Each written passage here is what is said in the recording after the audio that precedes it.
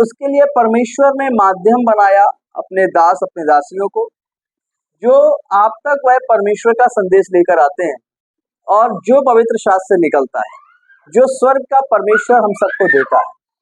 आप भी विश्वास करते हैं और यकीन करते हैं, तब आप उस वचन के द्वारा चंगे हो जाते हैं। बहुत बड़ी बड़ी गवाहियां आज आपके बीच में आई, आपने सुनी, और इन गवाहियों का उद्देश्य फिर से मैं कहूंगा एक ही है कि प्रभु के द्वारा हम पवित्र, सामर्थी बने, ताकि हम उसके संग उठाए जाएं और उसकी उपस्थिति में, उसकी समानता में पहुंचाए जाएं। यीशु मसीह धरती पर एक ऐसा मनुष्य के रूप में मरियम के गर्भ से पैदा हुआ और परमेश्वर के स्वरूप में वह ऐसा शब्दों से जन्म लिया कि उसने अपने शरीर को इस धरती पर हम सबके पापों के लिए दे दिया। उसके जब 39 कोड़े मारे गए तो यीशु मसीह क्या कहते हैं, ये तुम्हारी बीमारियां हैं जिन्हें मैं अपनी पीठ पर लेकर जाता हूं। तो मेरे अजीजों, आज हम सब लोग किसी भी बीमारी से नहीं डरते और बीमारी से नहीं घबराते। कलेशों में अपने आप को फांसी, अपने आप को मारने, अपने आप को आग में डालने, अपने आप को दूसरे का सत्यानाश करने के लिए नहीं उभारते। हम सब कलेश में परमेश्वर के द्वारा ताकत पाते हैं और उस कलेश को हराकर फिर खुशहाली को अपने हाथों में ले लेते हैं। हालेलुया। ऐसे ही बीमारियां और रोग आते तो हैं, लेकिन हम सब पर प्रबल नहीं होते, क्योंकि हम सब जिस मसीह पर विश्वास करते हैं उसके कोड़े खाने से हम सब क्या हो गए, चंगे हैं। मेरे अजीजों, हम परमेश्वर के इस वचन में जो आज आपको लेके चलेंगे, उसमें है कि आपने अभी तक प्रभु को कितना जाना है। तो आप मुझे बताएं कि अभी तक आपने प्रभु को कितना जाना है। कोई भी आंसर दे सकता है?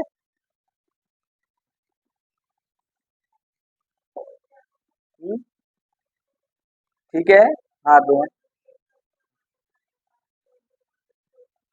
क्षमा किया, ओके गुड। आप बताएं मुझे। दाहिने हाथ में रखा है, वेरी गुड। सारे बीमारियों को छुटकारा दिया। यस, बोले रोहन। प्रेम के लिए प्रेम किया उसने, है ओके। अभी तक प्रभु कितना जाना है? तो आपने जाना है कि परमेश्वर ने आपसे प्रेम किया। Very good. आप बताएं सिस्टर। उसने पवित्रता में चलना सिखाया सिस्टर ने। हाँ जी, बोले बेटा।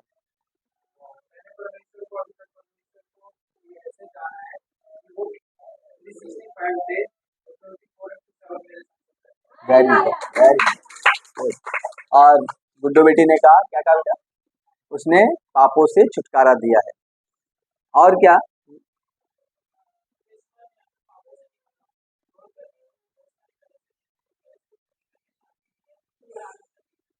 कलेश से निकालकर आनंद का जीवन दिया। हालेलुया, बिल्कुल। कलेश में पड़ा हुआ व्यक्ति एक ही बात कहता है, कब खुशी, कब शांति मिलेगी, कब मैं आनंद में जाऊंगा। जी, और क्या किया? परमेश्वर को कितना जाना है आपने? पवित्र जीवन देने वाला परमेश्वर। Very nice, good. और कौन है? सुख, शांति और आनंद, तीनों चीजें। Very nice, good. वो सच्चा परमेश्वर है, ये आपने जाना कि मसीह सच्चा परमेश्वर है ना? ओके, झूठा नहीं है। Very nice. वो जीवित परमेश्वर है और आपका उद्धार करता है। Very good. जी सिस्टर।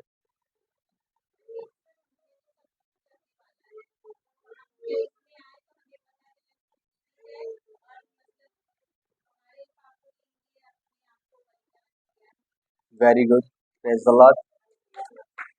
और बताएं, 14,000 फॉलोवर वाले बताएं। हाँ जी, ऐसे लोग भी हैं, स्टार लोग भी बैठे हुए हैं ना।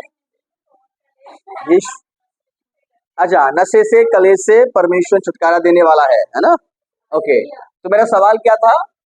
परमेश्वर को कितना जाना है? तो आप अपने जीवन, हाँ बताएं बेटा। पापों से छुटकारा दिया है। पीछे भाई बैठे हैं। Yes. इतना जाना है कि जहां जाएंगे वो हमारे साथ साथ रहता है। ओके, वो वो जो है कण कण में नहीं, वो हमारे रग रग में रहता है। हालेलुया। क्योंकि वो कण कण में अपना वास नहीं बनाता, बल्कि हमारे शरीर के अंदर वो अपना निवास स्थान बनाता है। हालेलुया। ये परमेश्वर को जानना है। तो आज इन्हीं के साथ हम लोग वचनों के साथ बढ़ेंगे कि परमेश्वर को हम सब ने बखूबी पहचान लिया है। जाना है तो माना भी है, और माना है तो जाना भी है। हालेलुया। बहुत से हैं जिन्होंने अभी तक यीशु को जाना नहीं, माना नहीं, पहचाना नहीं। हालेलुया। तो वे आज यदि सुन रहे हैं तो वे जानेंगे भी, मानेंगे भी और पहचानेंगे। तो yes, very nice, good, hallelujah. प्रभु को जानने में उनकी सहायता कीजिए जो आपके अंदर ये कहते हैं आकर कि अब तुम्हारा क्या होगा। जब आपके अंदर ये सवाल उठता है कि अब तुम्हारा क्या होगा, तो आप उससे पूछ सकते हैं जो सामने आपसे सवाल कर रहा है। अब सवाल कौन करता है कि तुम्हारा क्या होगा? ये कोई हाड़ और मांस का मनुष्य नहीं होता, ये आपका कोई मित्र पड़ोसी नहीं है, ये धार्मिक प्रतिद्वंदी नहीं है। ये जो कह रहा है कि अब इस परेशानी में तेरा क्या होगा। आप कोई परेशानी आ गई आपकी जिंदगी में और अचानक से आपके कानों में एक आवाज जा रही है, अब बता अब क्या करेगा, अब सोच कल क्या होगा।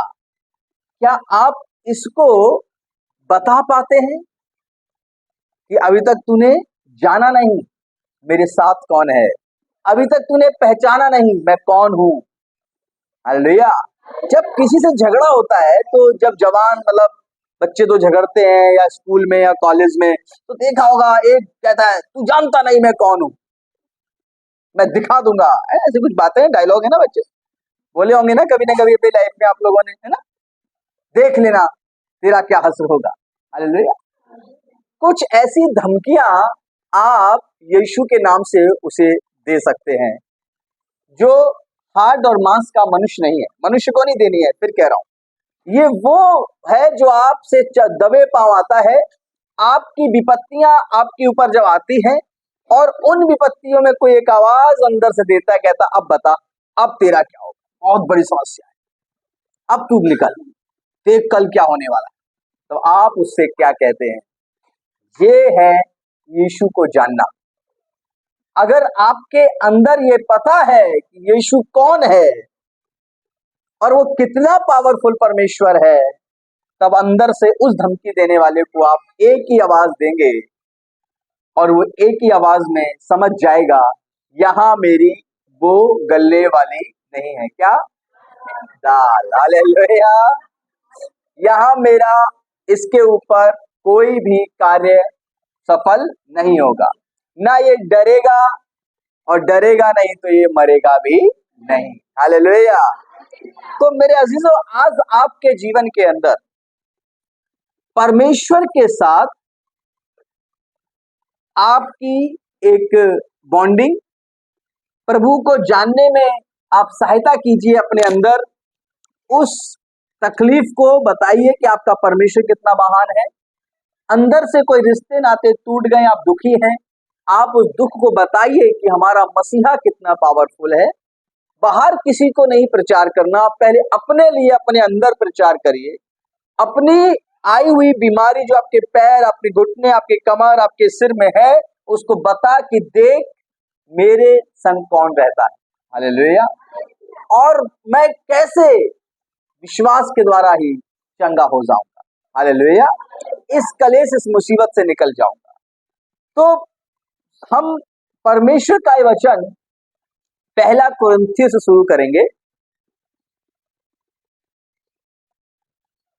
और इसमें हम कह सकते हैं कि शारीरिक मनुष्य परमेश्वर के आत्मा की बातें ग्रहण नहीं करता। हालेलुया। जो शारीरिक मनुष्य होगा वो कभी भी परमेश्वर की बातें ग्रहण नहीं करेगा, क्योंकि वे उसकी दृष्टि में मूर्खता की बातें हैं। हालेलुया। अब इस बात को समझें, शारीरिक मनुष्य परमेश्वर की बातें ग्रहण नहीं करता। उस शारीरिक मनुष्य की दृष्टि में जो ये बातें हैं परमेश्वर की, वे मूर्खता कहता है वो। हालेलुया। क्योंकि उनकी जांच आत्मिक रीति से होती है। तो जो वचन है, जो आप सुनते हैं, जो आपके जीवन में चलता है, इसकी जांच शारीरिक मनुष्य नहीं कर सकता, लेकिन कौन करता है? आत्मिक मनुष्य इन बातों के ऊपर चलता है और उनकी परख भी करता है। हालेलुया। तो इसीलिए पहला कुरिन्थियों 2:4 आप में से कोई भी जन पढ़ दे। और मेरे वचन और मेरे प्रचार में ज्ञान हाँ। लुभाने वाली बातें नहीं, परंतु आत्मा और सामर्थ का प्रमाण था, इसलिए कि तुम्हारा विश्वास मनुष्य के ज्ञान का नहीं, परंतु परमेश्वर की सामर्थ का निर्भर हो। हालेलुया।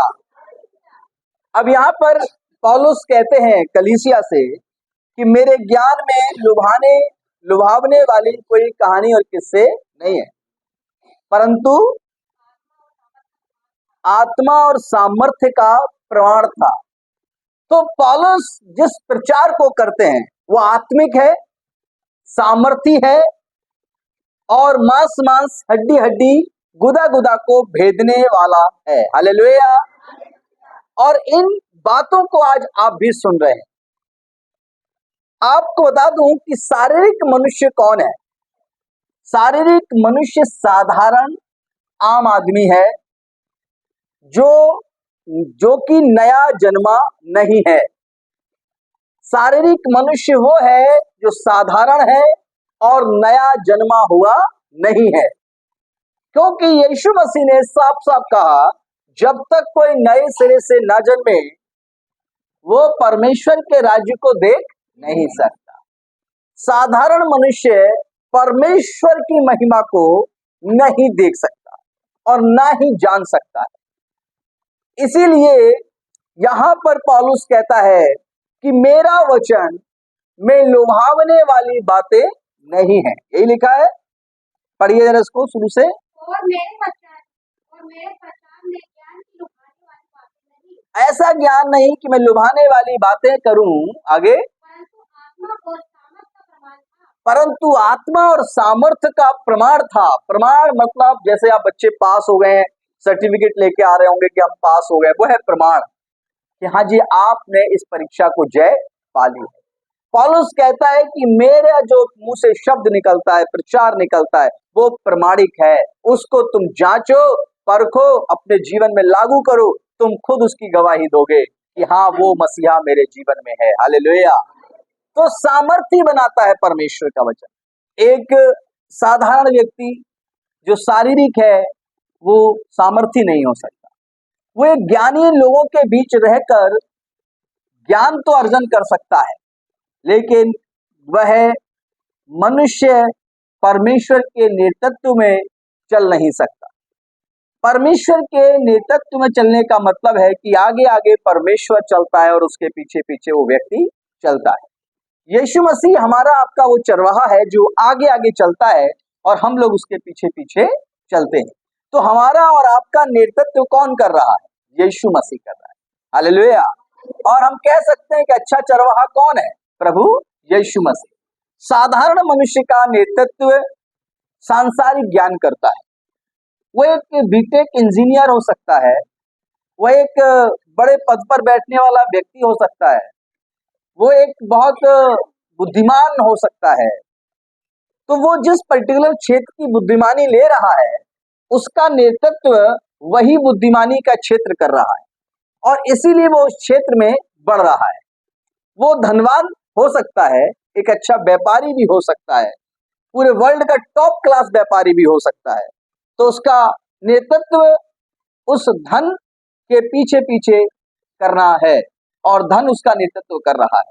लेकिन एक आत्मा से परिपूर्ण, एक सामर्थ्य से परिपूर्ण जो स्वर्ग की है, उसका अधिकारी कौन होगा और उसका नेतृत्व कौन करेगा? तो परमेश्वर स्वयं ये बात कहते हैं कि मैं अपने पुत्र में हूं, और यीशु पुत्र कहते हैं मैं अपने पिता में हूं। और यीशु मसीह कहते हैं जितनों ने मुझे ग्रहण किया, मैंने उन्हें पिता परमेश्वर की संतान होने का अधिकार दिया। तो जो अधिकार साधारण मनुष्य के पास नहीं था, जब उस मनुष्य ने विश्वास किया यीशु मसीह पर, तब वो अधिकार जो स्वर्ग का है, जो यीशु को मिला, और यीशु मसीह ने वही अधिकार उनको दे दिया जो यीशु के नेतृत्व में अपना जीवन व्यतीत करते हैं। हालेलुया। और उसके नेतृत्व में जीवन व्यतीत करने का मतलब है सामर्थी होकर जीवन व्यतीत करना। डरा हुआ, भयभीत, बीमारियों में पड़ा हुआ, असहाय, कमजोर, ऐसा व्यक्ति परमेश्वर के अधिकार क्षेत्र में नहीं है, बल्कि वो है उन तकलीफों के अधिकार में। एक 38 वर्ष का रोगी, 38 वर्ष से रोगी था, और वो 38 वर्ष से रोगी होकर एक जल के कुंड के किनारे पड़ा हुआ है। वहां पर यीशु मसीह आते हैं, और जब यीशु मसीह आते हैं तो वो उसको देखकर कहते हैं कि पानी तो हिल रहा है, सब लोग उस पानी में चले गए, क्या तू चंगा होना नहीं चाहता? बोला मेरे पास कोई नहीं है जो मुझे उस पानी में उतारे, और जैसे ही पानी हिलता है मुझसे पहले दूसरा ही कोई उतर जाता है। यीशु मसीह कहते हैं उठ, अपनी खाट उठा और चल फिर। और वह देखता, विश्वास करता, शब्दों पर खड़ा होता, अपनी खाट उठाता और चलने लगता। एक अद्भुत घटना यहां पर हम देखते हैं कि यीशु मसीह स्वर्गीय परमेश्वर पिता के सामर्थ्य से भरे, और स्वयं पिता उनमें है और वो पिता में है, और वे उस व्यक्ति से कहते हैं बीमारी, कमजोरी, पाप, श्राप, सब कुछ यीशु के शब्दों से खत्म हो जाता है। क्योंकि जो वो 38 वर्ष से रोगी है, वो पहले था कमजोरी के अधिकार में, लाचारी के अधिकार में, डर और भय के अधिकार में। मैं अकेला हूं, मेरी कोई सहायता करने वाला नहीं है, इस अधिकार में था। और उसका नेतृत्व कर रहा था डर, उसका नेतृत्व कर रहा था अकेलापन, और वो उसी दायरे में अपने आप को जानकर उसी में फंसाए हुए था। लेकिन जैसे ही मसीहा यीशु के शब्द आते हैं और वो उससे कहते हैं उठ और खाट उठा और चल फिर, तेरे पाप क्षमा हुए, और वो जो है चलने लगता है। हालेलुया।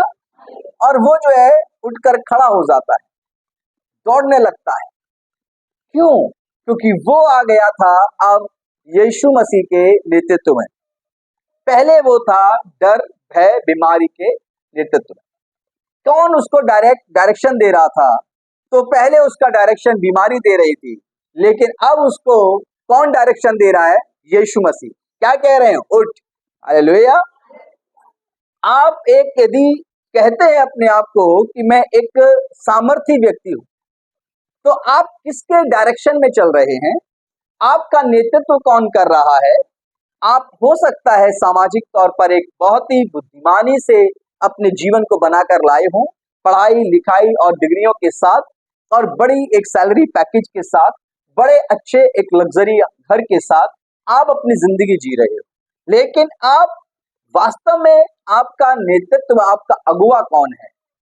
क्या वो धन, क्या वो मित्र, क्या वो लोग, क्या वो आपकी बुद्धि जो आप जिस पर भरोसा करते हैं?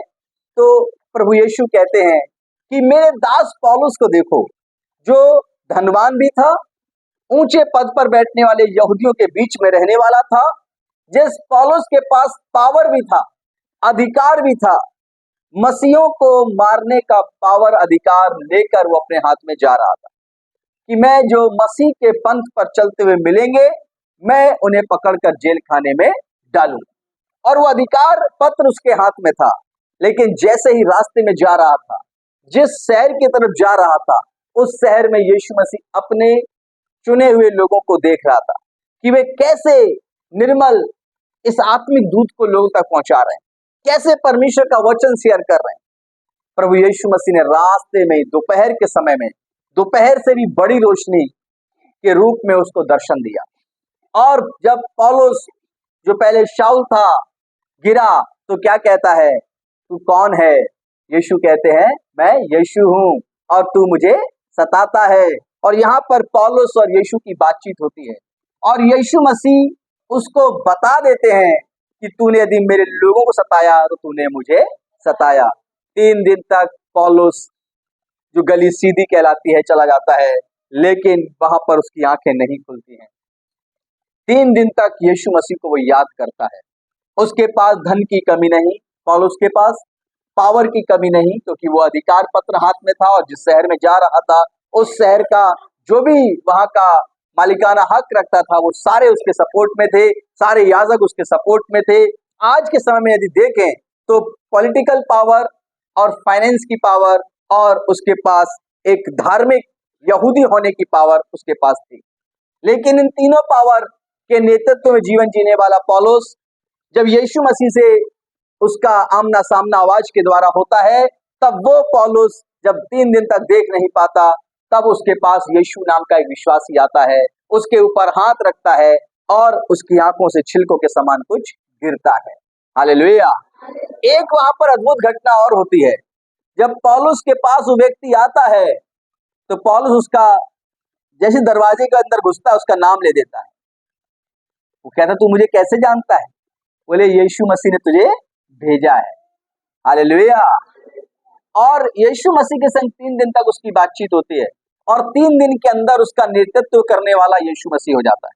और जैसे यीशु मसीह के डायरेक्शन में आता है, उसकी आंखें खुलती हैं और वही पौलुस बीमारों को चंगा करने लगता है, वही पौलुस मरे हुओं को जिंदा करने लगता है, वही पौलुस अब यीशु के लिए खुद जेल खाने में जाने के लिए तैयार हो जाता है। अब इसका डायरेक्शन कौन कर रहा है? इसका नेतृत्व कौन कर रहा है? इसका नेतृत्व प्रभु यीशु मसीह कर रहे हैं, इसका नेतृत्व हॉली स्पिरिट कर रही है और इसका नेतृत्व स्वयं परमपिता परमेश्वर कर रहा है। अब इसके पास सांसारिक पावर नहीं है, सांसारिक यहूदी होने का जलवा और रुतबा नहीं है।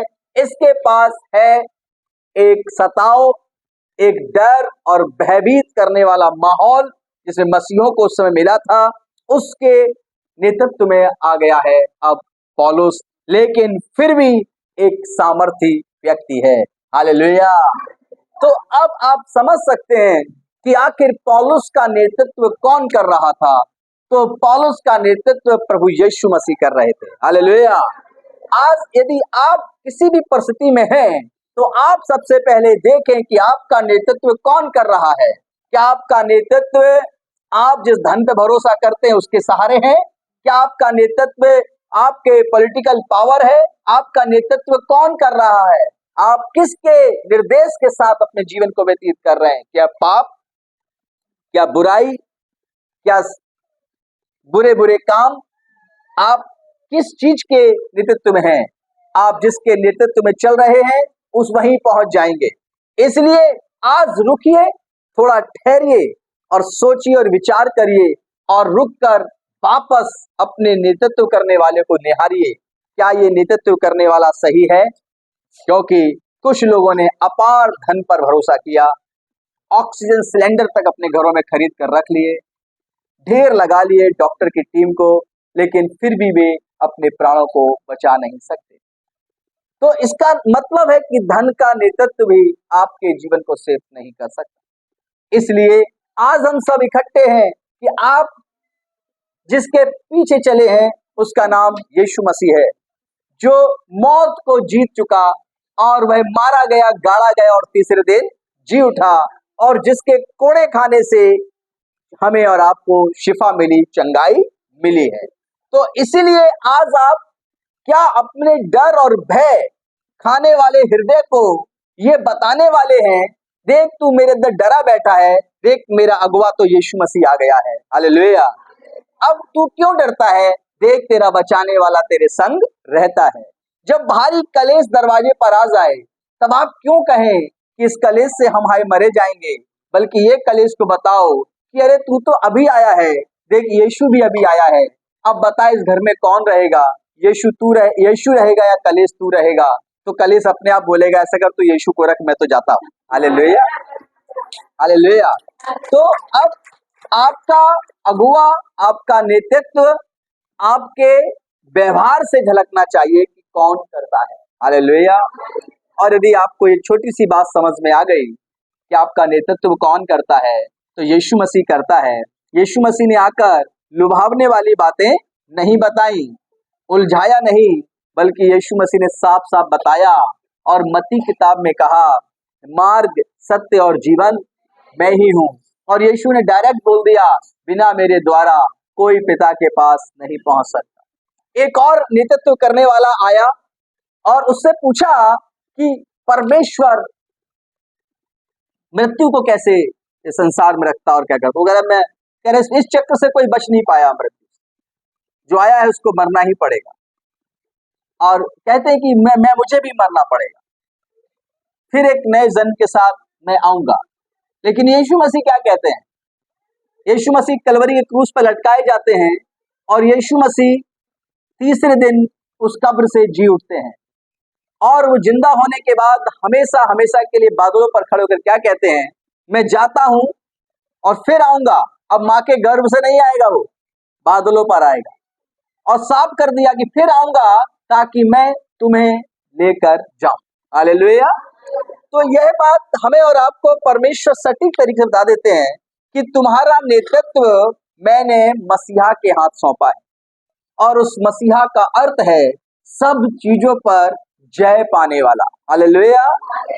तो अब आपके जीवन में डर किस चीज का है और आपको कभी कभी कौन सी चीज सताती है, कौन सा भय आपके जीवन में आता है, और उस भय को आज आप बता दो कि परमेश्वर के विषय में आप तो जानते ही हैं। इतनी बड़ी बड़ी बातें अभी आप लोगों ने बताई। जब मैंने सवाल किया था कि परमेश्वर को कितना जानते हैं, तो आपने सब ने दो दो तीन तीन बातें बताई। अगर मौका दूं तो आप एक एक घंटे बता देंगे, मुझे पता है। और तो अब कल के दिन के लिए चुनौती है कि जो आपसे बातें करेगा, जिसपे हाड़ और मांस नहीं है, लहू नहीं है जिसके पास, और वो आपके पास कान में आकर फुसफुसाएगा, बातें करेगा, उसको थोड़ा समझाओ, उसको थोड़ा डराओ कि तूने मुझे अभी जाना नहीं, जाना तो पहचाना नहीं। हालेलुया। मैं हूं कौन जानता है? परमेश्वर के बेटे बेटियों के रूप में हूं। हालेलुया। डॉन वॉन मत कह देना। हालेलुया। सांसारिक गीत कहीं ऐसा ना हो कि आप एक सर पे चढ़ जाए। तो आप अपने आप को परमेश्वर के बेटे बेटियों के जैसा उसके सामने प्रस्तुत करो। मैंने बहुत सारे पुराने इतिहास को जब पढ़ा, बहुत सारी ऐतिहासिक फिल्म को देखा, और ऐसा नहीं कि नहीं देखा तो राजकुमार का रुतबा ही अलग होता। वो सारे सैनिकों से अलग कपड़े पहनता है और सारे सैनिकों से ज्यादा आगे खड़ा होता है। और राजा का रुतबा तो और भी है, वो तो हाथी पे खड़ा होता है, बैठता है, सॉरी, खड़ा नहीं होता, हाथी पे बैठता है। तो वो जब युद्ध लड़ने जाता है उसकी ड्रेस भी अलग होती है। परमेश्वर ने बहुत से धरती पर लोगों को अपने बेटे बेटी बनाया है। अब प्रभु यीशु ने ये हमें क्या दिया है? अधिकार। मैंने बोला था प्रचार में, यीशु के पास अधिकार है हमें बेटा बेटी बनाने का। और वो कैसे बनाता है? जो उस पर ईमान लाता है। जो कोई यीशु के नेतृत्व में चलता है वो परमेश्वर का बेटा बेटी बनता है। अब जब परमेश्वर के बेटा बेटी हैं तो आपका बोलना, आपका शैतान से सामना करना, शैतान से फिर कहूं, ये मनुष्य नहीं है बल्कि ये वो है जो आपके कान में फुसफुसाता है। उसके सामने आपका चाल कैसा होता है, आपका बोल कैसा होता है, उसके सामने आप समस्या जो आपके जीवन में आता है आप कैसे उसके सामने बात करते हैं, तब समझ में आता है कि आप किसके नेतृत्व में हैं। और बता दूं, ये दो तीन लोगों को पता होता है। जो कान में फुसफुसा रहा है, देख तेरे पर कर्ज है, अब कल क्या हो, तेरी किस्त कैसे जाएगी, देख, वो कान में फुसफुसा रहा है। अब तीन लोगों को पता है, फुसफुसाने वाले को, वो दुष्ट, सुनने वाले को, और वो परमेश्वर जो है, जो धरती पर सबको देख रहा है, वो भी जान रहा है इससे कौन फुसफुसा रहा है और इस पे समस्या क्या है। अब इन तीन लोगों को पता है, जो ये फुसफुसाता है, जो ये आपके विषय में बता रहा है, आपकी कमजोरियां, आपकी बीमारियां, आपके रोग और उसके भय को बड़ा बना रहा है, इसको आप कैसे बताते हैं कि मैं परमेश्वर का बेटा हूं, मैं परमेश्वर का बेटी? वो आपकी जीत निर्भर करता है। वो बताता है कि आप परमेश्वर के नेतृत्व में हैं। और जैसे ही यीशु ने आखिरी में परीक्षा के समय कहा था, 40 दिन की परीक्षा, 40 दिन के व्रत के बाद यीशु मसीह ने जब व्रत करके पूरा उतर रहे तो 3 परीक्षाओं का समय आया और आखिरी शब्द पर यीशु ने क्या कहा? मेरे पास से चला जा। यह कैसे हो सकता है कि मैं अपने परमेश्वर को छोड़ के तुझे सिजदा करूं? और वो वहां उसके पास से चला जाता। वो उसका जो फुसफुसाना था वो यीशु के साथ कामयाब नहीं हुआ, क्योंकि यीशु का नेतृत्व स्वयं परमेश्वर करता है। परमेश्वर यीशु का नेतृत्व करता है और यीशु को अधिकार है कि हमारा आपका नेतृत्व करे। यदि आप यीशु मसीह के पास आ गए हैं, जब आपके कानों में ये तकलीफ जाए, उसी समय आप जोरदार हमला करके उसको, उसके फुसफुसाने को डांट दीजिए और कह दीजिए कि मेरे मसीह के द्वारा सब कुछ हो सकता है। हालेलुया। और जिसके नेतृत्व में चल रहा हूं, मैं वहां पापों से भी क्षमा पाता हूं, बीमारियों पर भी जय पाता हूं और इस कर्ज से भी मैं जयवंत होने जा रहा हूं। हालेलुया। ऐसा आपके जीवन का एक नेतृत्व करने वाला आपको पता होना चाहिए। आइए हम लोग अगली आयत निकालें, इफिसियों 4 चैप्टर उसका 18 वर्सेस 4 का 18, इफिसियों 4 अध्याय उसके 18वीं आयत। और जो परमेश्वर से नहीं जन्मा, मैंने वचन दिया था कि परमेश्वर जन्मा वो व्यक्ति कौन सा है? वो जो सामर्थी है। लेकिन जो नहीं जन्मा वो साधारण होगा, आम आदमी होगा और शारीरिक मनुष्य होगा। शारीरिक